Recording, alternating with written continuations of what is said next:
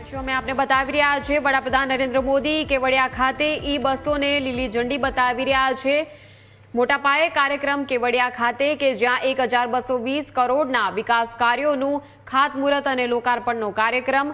આ દ્રશ્યો અમે આપને બતાવી રહ્યા છે સીધા કેવડિયાથી કે જ્યાં વડાપ્રધાન નરેન્દ્ર મોદી ફ્લેગ ઓફ કરાવી રહ્યા છે, ઈ બસોને ફ્લેગ ઓફ કરાવી રહ્યા છે।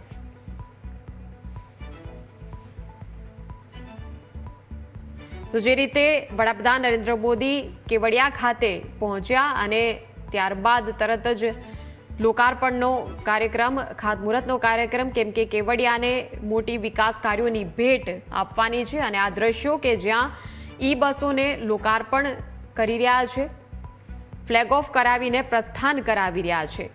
રાષ્ટ્રીય એકતા દિવસની આવતીકાલે ઉજવણી મોટા પાયે થવાની છે કેવડિયામાં અને ત્યાં પણ ખાસ કાર્યક્રમોમાં વડાપ્રધાન નરેન્દ્ર મોદી હાજરી આપશે। 2 દિવસનો તેમનો આ ગુજરાતનો પ્રવાસ છે અને આજે તેઓ પહોંચ્યા કેવડિયા ખાતે અને કેવડિયા ખાતે વડોદરાથી બાય રોડ તેઓ પહોંચ્યા હતા।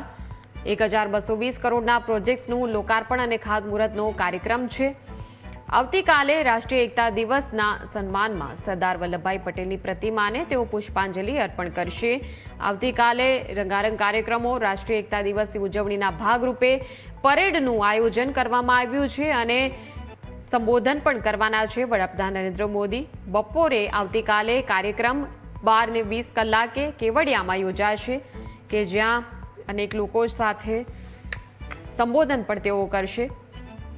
અત્યારે આ દ્રશ્યો અમે આપને બતાવી રહ્યા છે કે જ્યાં ઈ બસોને લોકાર્પણ કરાવી રહ્યા છે, ફ્લેગ ઓફ કરાવીને પ્રસ્થાન કરાવી રહ્યા છે, જેના લીધે કેવડિયા આવતા પ્રવાસીઓની સુવિધામાં વધારો થશે અને કેવડિયાની મુલાકાતે આવતા લોકોને મોટો ફાયદો થશે।